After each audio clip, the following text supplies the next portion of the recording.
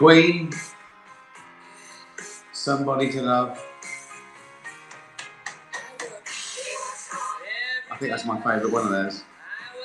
How are you? Fair enough.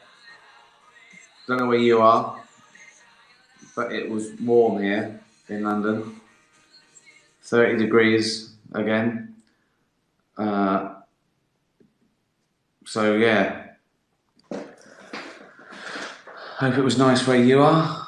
I hope you like that. I hope you like hot weather. Hi from Hollywood. Right, you can come in handy. I haven't got an Emmy campaign. I did ask for some questions before I get onto that. Right, okay, this usually kicks it off, doesn't it? And sort of gives us some sort of structure. Jamie Redknapp, hello. Right. Justice for Gabby says, who's the funniest person you've worked with? Oh, it's David Earl. Overall, I just think, as Kev in Derek, some impossible scenes. That if there's a scene, and this has never happened before, that we couldn't finish it. I couldn't do it because it was too funny. It didn't end up in the show.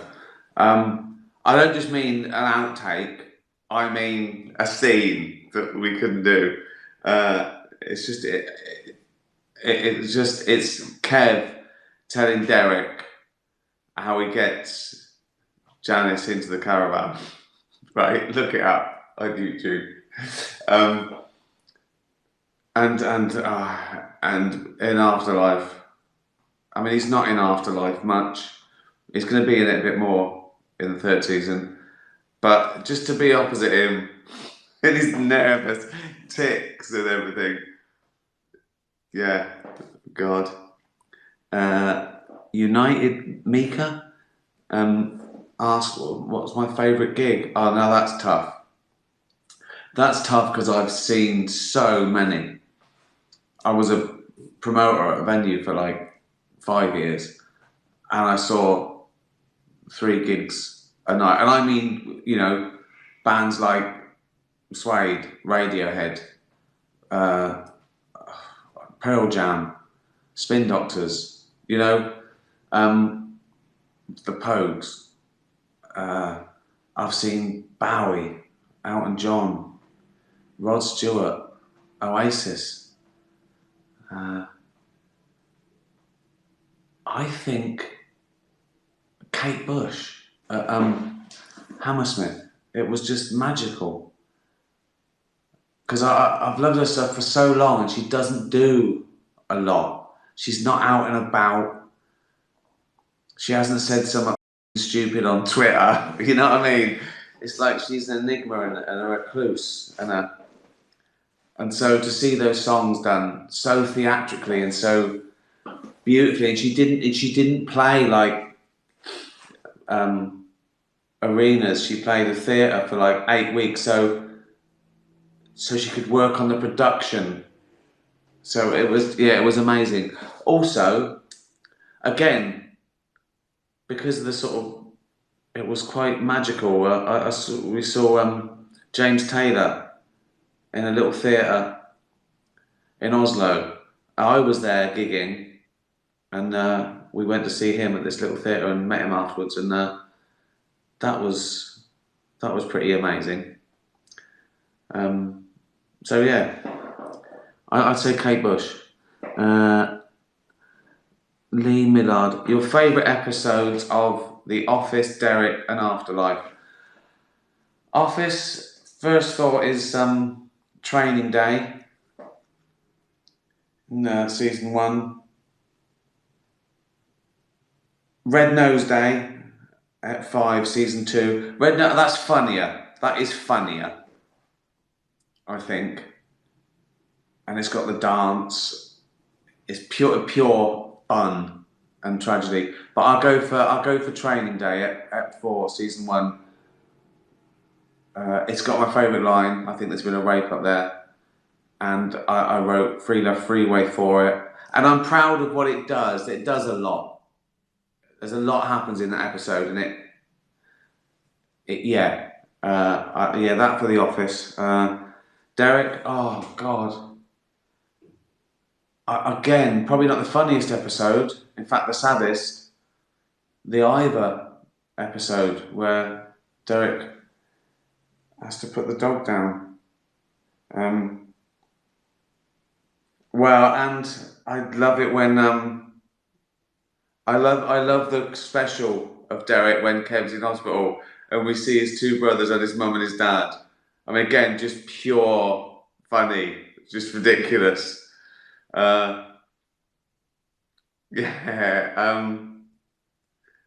It might be that one, yeah. Afterlife. That's the most difficult because it's so not episodic. It's like one long story. I don't know. It's like I don't know what it's like. I don't know. I don't think I could say. Although I always like the fives and six of Afterlife. I think it grows each series. I think everything gets better and better. So I'll go for Ep 5 Series 2 with the Amdram performance, and that's got a bit of everything because that's got a lot of tragedy and sadness, and it's got pure funny. So Training Day in The Office, the special of Derek, and Ep 5 Season 2 of Afterlife. Good question, that. Fiona is Jane celebrating her badminton win. Yeah, that's rare, so it's even more gutting. So yes, I think she ran round the garden. It was hot. I mean, no excuses. I had a nap. I was a bit sluggish, so she had a nap. But I think the heat affects larger mammals, doesn't it? That's why the hippo spends a lot of its time in the water. Not only does it help its buoyancy, but it keeps it cool. Because I can reach ridiculous temperatures if exposed for a long time to sunlight. I wear black, right? So what happens with my biology that I get very I have to just slow down. No excuses. It'll never happen again. I'm like a little fat Michael Jordan. I can never lose again. If you could have had an appearance in one of these classic shows, which would you choose? Fawlty Towers, Open All Hours, Only Fools and Horses. Fawlty Towers, no doubt about it. It's still untouchable. Yeah, I mean they're all great, but yeah, I mean it's not just brilliant. I think it's important. So yeah, Fawlty Towers. What's the most you ever spent on an item of clothing? Not a lot. I've got expensive items that that have been given to me or that I've got for hosting the Globes or something. £2,000, £3,000 suits and jackets just sat there.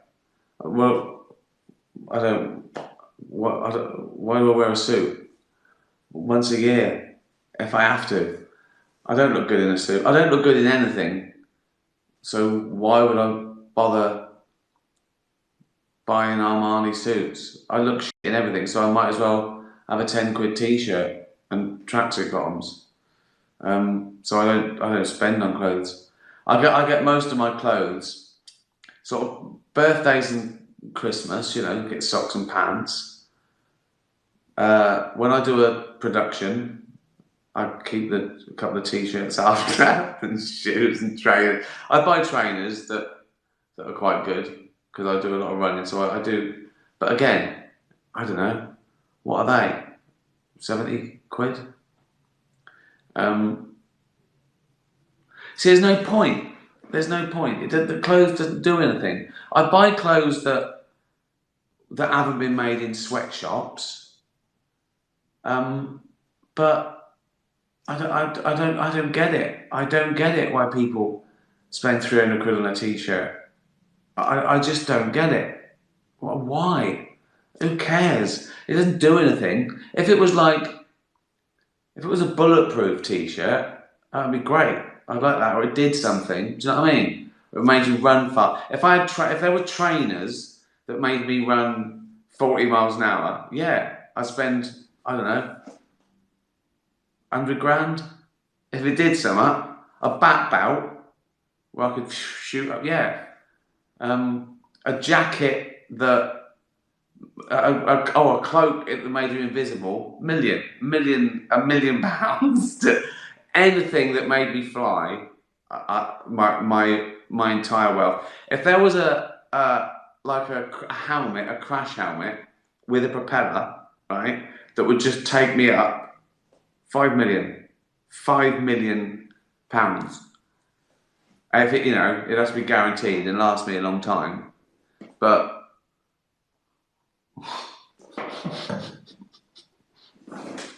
It's like some cartoon, isn't it? I'd love that.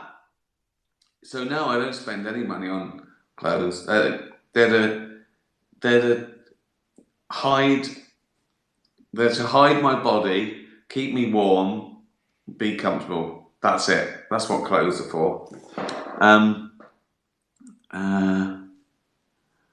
Steve in London says, will you speak out in defence of free speech, particularly attacks on comedy? All the time. Yeah, that's the hill I die on. Freedom of speech is fundamental. You can't have a free society without it. It's good for everyone.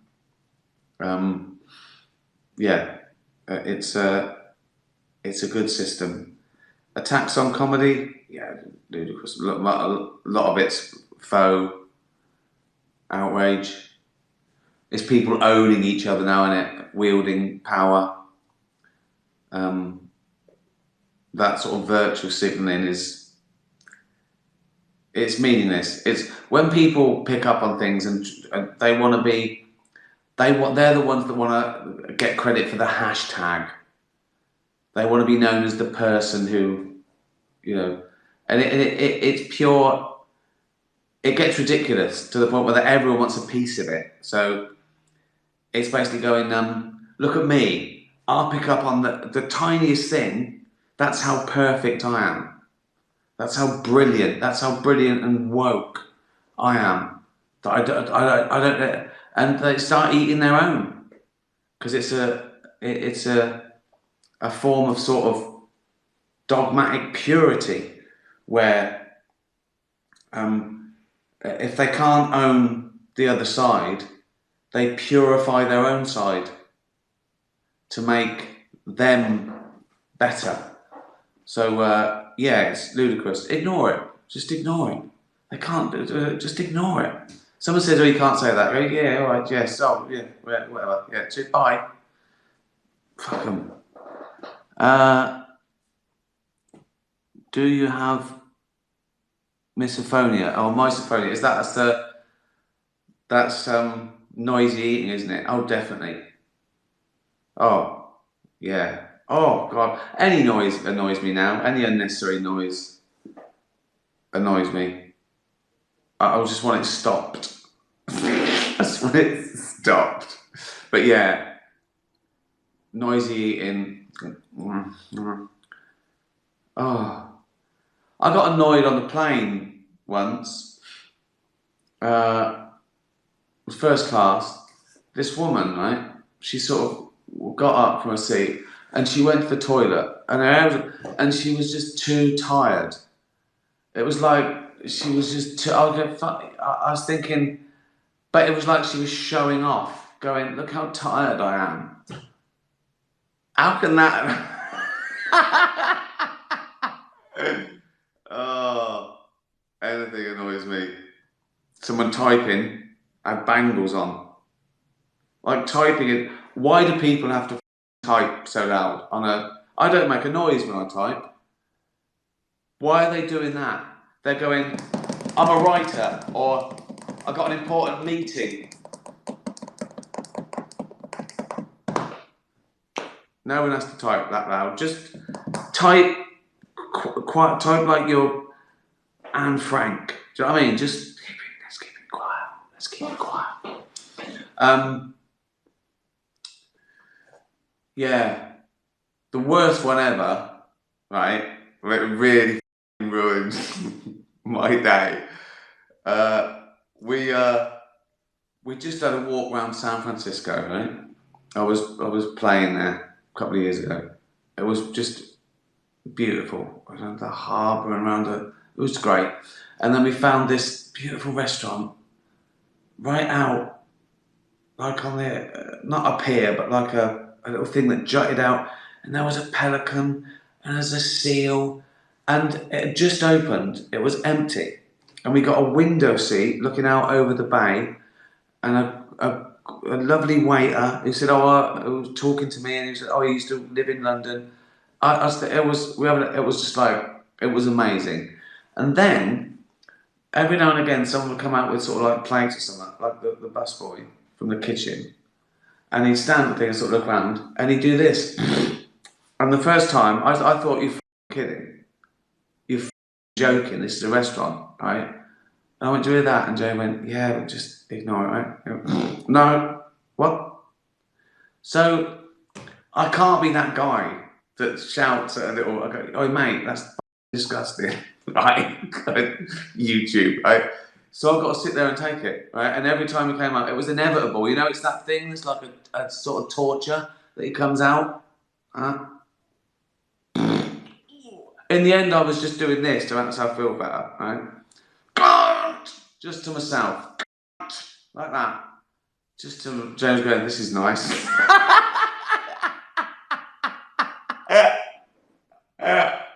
So, yes, I have got, I don't know how to pronounce it, Misophonia?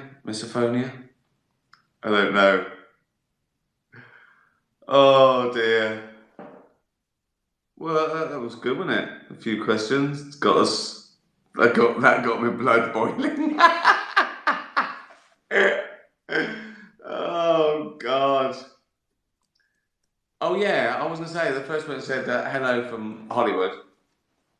Yeah, it's like the Emmys, the Emmy voting next. Well, I've got no chance. I've got no chance. All the same shows are going to be up for it. The big sort of network comedies and that. And Afterlife is like, people go, "Is that a comedy? There's no falling over or anything. No studio audience."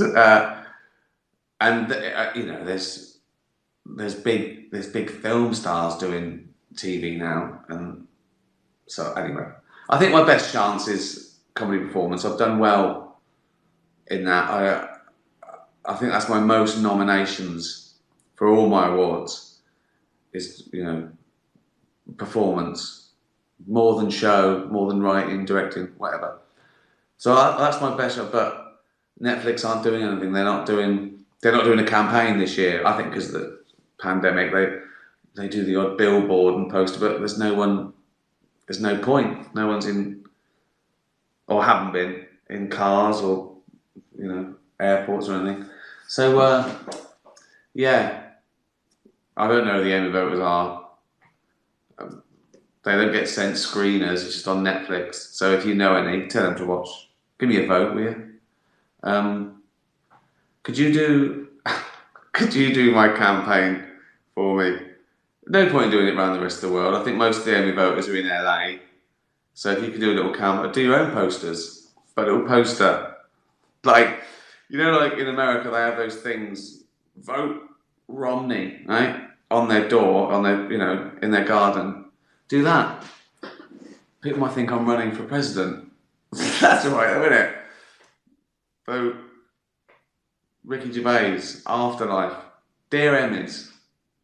You know what to do. Or you know that thing they did, that amazing thing they did, that run up to the White House, the Black Lives Matter. Could you do something like that for me? But in LA, could you? Oh dear. Do a campaign for me. Just in the Hollywood, LA area. If you know where any Emmy voters live, just do it outside their house. It's illegal. No, you can do anything now. People are ripping down statues. People are going, yeah, whatever.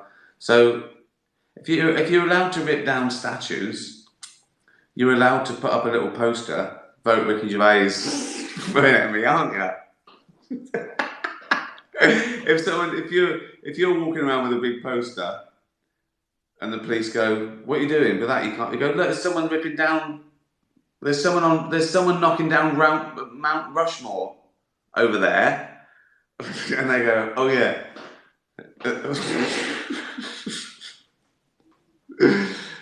Oh dear, I got no chance, but thanks for trying. Tatty bye everyone.